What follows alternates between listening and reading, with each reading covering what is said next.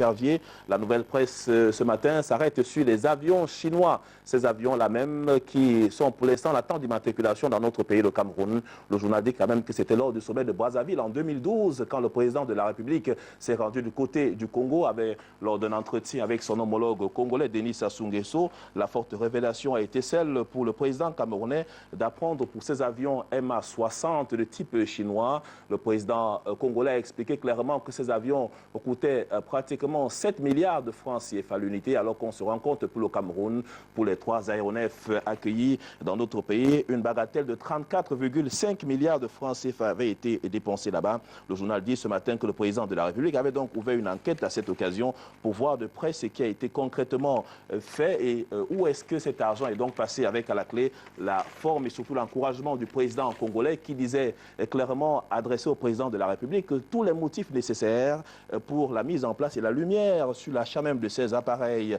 On reste dans le cadre de la perspective du transport au niveau de l'assainissement avec une mission claire pour le nouveau ministre camerounais en charge des transports, Edgar Alain Ebengo, qui va donc assainir ce secteur et pouvoir proposer une meilleure série dans le cadre de la mise en place même des réelles structures de transport pour accompagner notre pays, le Cameroun, depuis qu'il a été nommé. Le journal nous dit clairement que le ministre des Transports est resté ferme. Il travaille abondamment pour le développement de ce secteur. On va dire quand même quelque chose au niveau de la mairie de Yaoundé 2, de Yaoundé 3, avec le ministre de l'administration territoriale et de la décentralisation, René Manuel Sadi, qui met quand même fin là-bas aux hostilités entre les batailles qui existaient entre le maire, le receveur municipal et même les agents de cette commune-là qui n'avaient toujours pas réussi à avoir leur salaire. La réunion de concertation tenue le 30 octobre dernier, instruite par le ministre de l'administration territoriale, vise donc à ramener la sérénité au sein de cette mairie-là.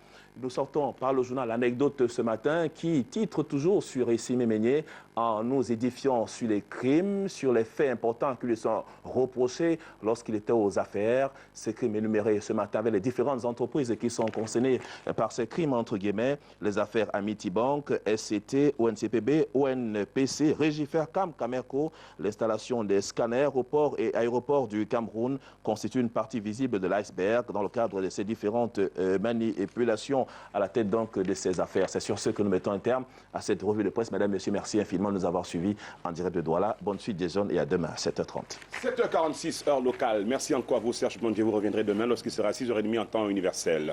Tout de suite, nous partons pour Yaoundé pour passer la parole à vous. Debo Andébé en place pour la revue de presse.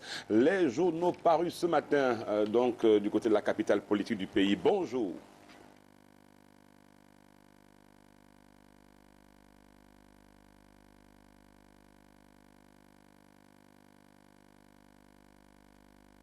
Bonjour Jason Black, Serge Bondier, bonjour, bienvenue à Yaoundé, matinée ensoleillée, vous vous en doutez bien. Que de bonheur à partager ce matin pour être avec vous dans le cadre de cette seconde partie, la lecture des unes des journaux, exercice qui regroupe des millions de téléspectateurs à travers le monde, internautes et auditeurs à Yaoundé de Sud FM 100.5 et Kiss FM 106.0. Et on démarre par Cameroun Tribune.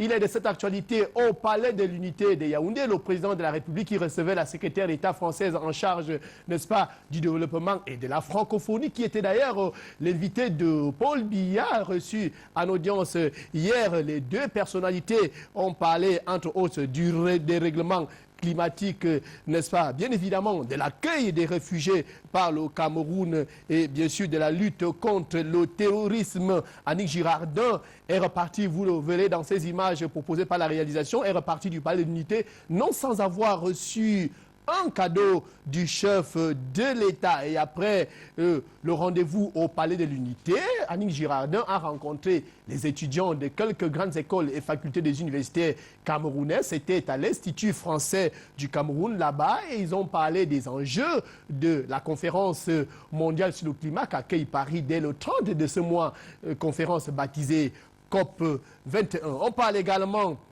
à Cameroun Tribune ce matin de l'honneur de tout un pays au sommet du football mondial. Issa Hayatou, célébré par les siens. Le président intérimaire de la Fédération internationale de football, l'association, a reçu l'honneur de la nation. C'était au palais de sport, cérémonie présidée par le Premier ministre chef du gouvernement, représentant le président de la République. Un hommage tout en émotion qui suscite des réactions à lire, bien évidemment, au journal Cameroun Tribune. Ce matin, il y a rebondissement dans l'affaire Mensanga Nyamding et Paul Ngouabe. Qu'est-ce qui se passe? Tous deux, maintenant, sont accusés de plagiat, vous vous en doutez bien. Selon Mutation, les articles des deux auteurs comportent des pans entiers d'une thèse de doctorat soutenue en France. Il s'agit bel et bien de la thèse de George Kercraft, présentée en 1996 à l'université Robert Schuman de Strasbourg. C'est en France. D'ailleurs, Mutation dresse, on va voir peut-être avec la réalisation, Mutation dresse le portrait de George Kercraft, professeur agrégé de droit public des facultés en droit en France depuis septembre 2000. Dans la foulée, selon notre confrère, une demande d'explication a été servie au professeur Charlemagne Mensanga Nyamding. Vendredi dernier, on a donc le portrait craché, n'est-ce pas, de George Kercraft, n'est-ce pas, qui a présenté cette thèse de doctorat en 1996 à l'université Robert Schuman de Strasbourg. On disait en passant, selon notre confrère, que le professeur Charles Mensanga Nyamding a été servi d'une demande d'explication par le directeur de l'IRIC. C'était vendredi dernier. Dans le supplément com de Cameroun Tribune, ce matin, on va aller avec la réalisation cette interrogation du quotidien Mutation. Pourquoi les journalistes camerounais écrivent peu? Ils sont rares des journalistes qui passent d'écrivains du présent à écrivains pour la postérité. La question est posée ce matin, mais le journal, n'est-ce pas, se réjouit d'ailleurs que beaucoup de nos confrères ont commis des ouvrages qu'on va citer. Il y a peut-être Justin Blaise Akono qui a écrit cet ouvrage sur le droit d'auteur, qui a étranglé le droit d'auteur. Il y a Jean Binotaille, auteur de 2 ouvrages, tous programmés pour échouer, et la tragédie des lions indomptables. Il y a également Jean Lamernan, on connaît ce livre à succès d'Espérance Football House pour parler de la maison de football de Chinga. Récemment, Ernest Obama avec Tout est pardonné. Et puis une femme, Stéphanie Ndormo. Tous ses confrères, n'est-ce pas, sont mis en exergue par l'article de Mutation ce matin, qui donne la parole à Roger Mondoué et qui parle en interview et dit, cet éditeur dit que le journaliste se découvre en écrivant. C'est un grand dossier à lire ce matin en ce qui concerne le journalisme, n'est-ce pas, et les ouvrages. Il est une chanson qui fait, s'il est une chanson qui fait le buzz en ce moment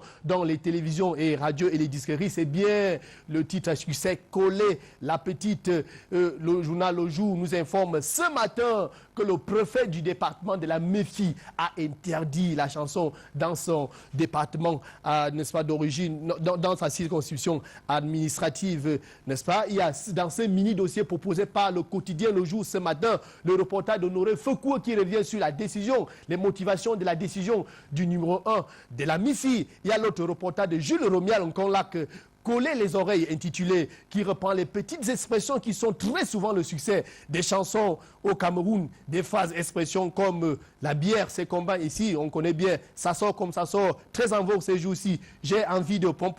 Pour dire finalement que la musique camerounaise va mal et poser enfin cette question, n'est-on pas libre d'écouter ce qu'on veut au Cameroun? C'est la question de Jules Rémial Colac qu'il pose ce matin. Encore au quotidien Le Jour ce matin, on va voir un petit titre que la faim regarde l'extrême nord. L'extrême nord est menacé par la faim. Pour reprendre la phrase, n'est-ce pas, selon le quotidien Le Jour, le déficit alimentaire s'est accru entre 2014 et 2015 dans cette partie du pays. N'est-ce pas, une situation déjà catastrophique qui s'est aggravée. Les chiffres à lire ce matin au quotidien Le Jour sont effrayants et alarmants. Les acteurs de la région de l'extrême nord ont dépeint une situation humanitaire alarmante et l'ont dit au ministère de l'Agriculture et du Développement Rural, Henri Eyeba ici, qui était de ce côté. On parle économie avec cette bonne nouvelle.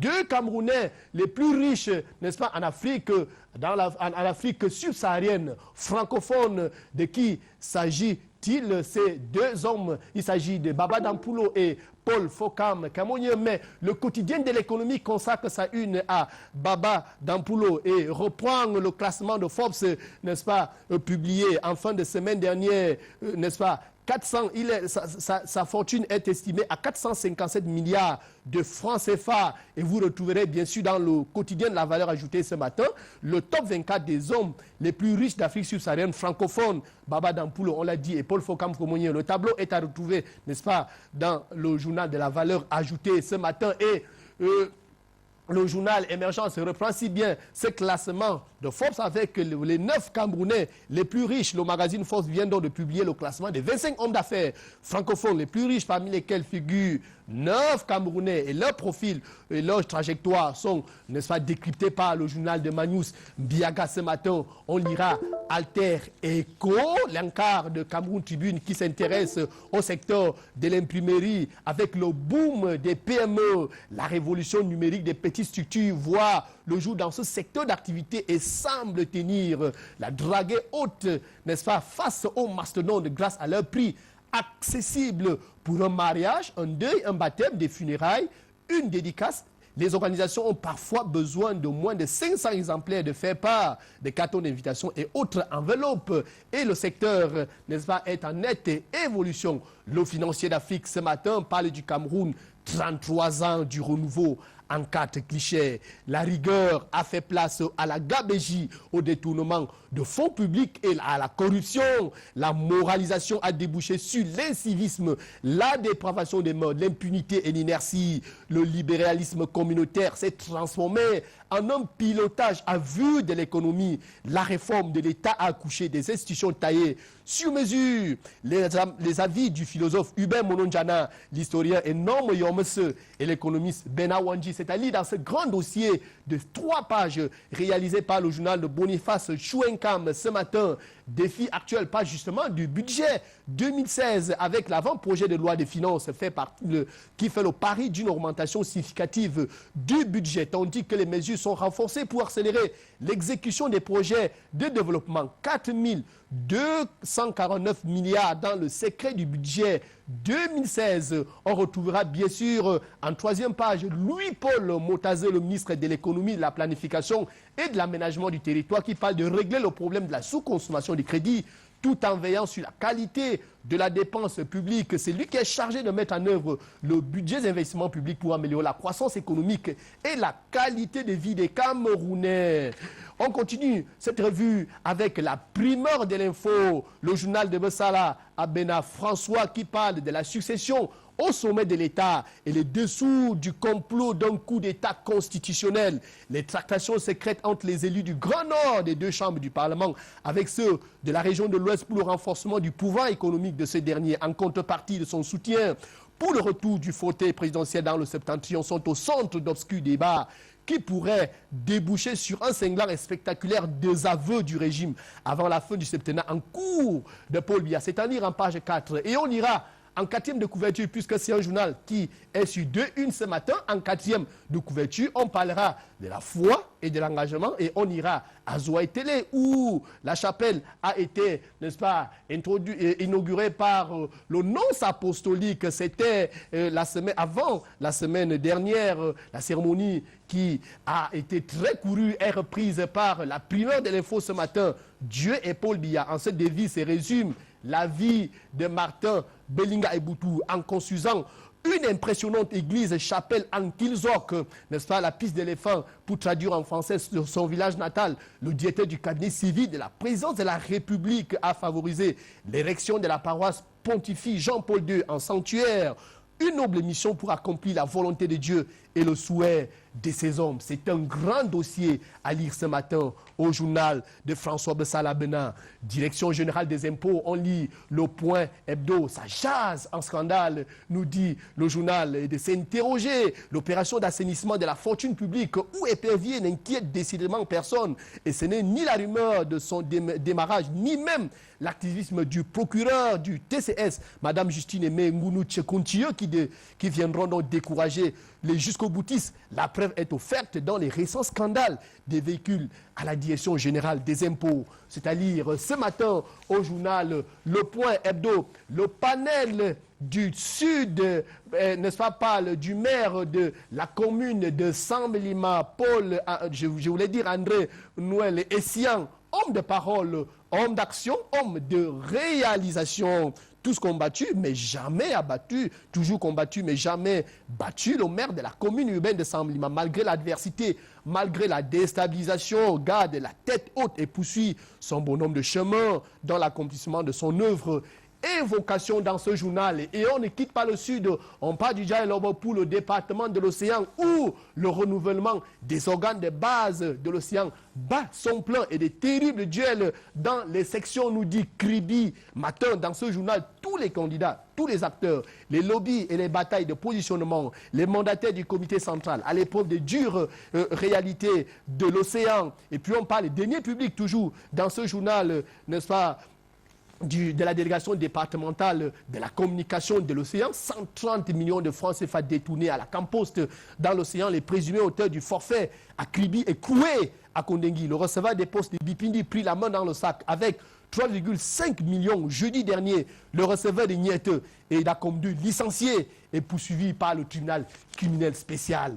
Et intégration de Thierry. Donc, on a ce matin parle de Volker Fink et le testament, le livre testament du vieux allemand, l'ouvrage autobiographie titré Le Lion de Fribourg fait le procès de la FECAFOOT de Roger Mila et de la presse camerounaise, édité, n'est-ce pas, par Dresde à l'aventure littéraire du désormais ex-sélectionneur des Lions Indomptables, devait sortir officiellement en février 2016, morceau choisi d'un projet éditorial presque mort-né, puisque les financements commis par l'équipementier Puma sont suspendus depuis la soirée du vendredi dernier à la suite du limogeage de Volker Fink de l'équipe nationale du Cameroun. C'est écrit dans le journal Intégration de Thierry Ndong.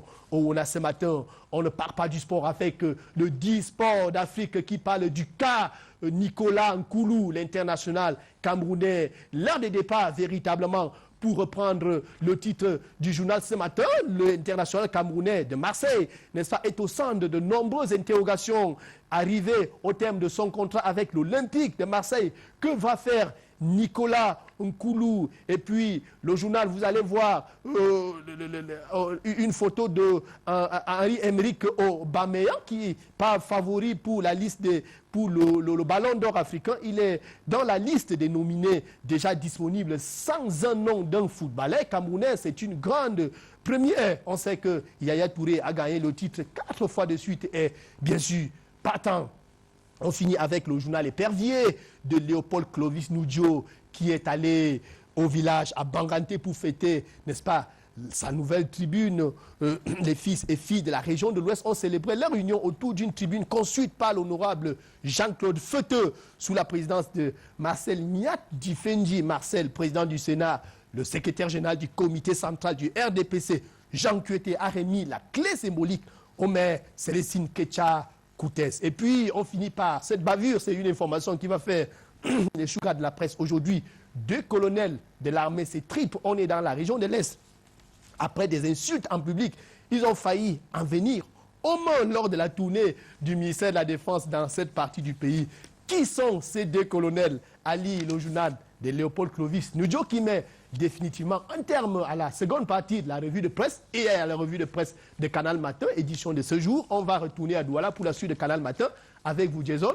Je vous souhaite bonne journée et à demain. Vous, très cher Debo Andébé, on ne sent pas, vous l'avez dit.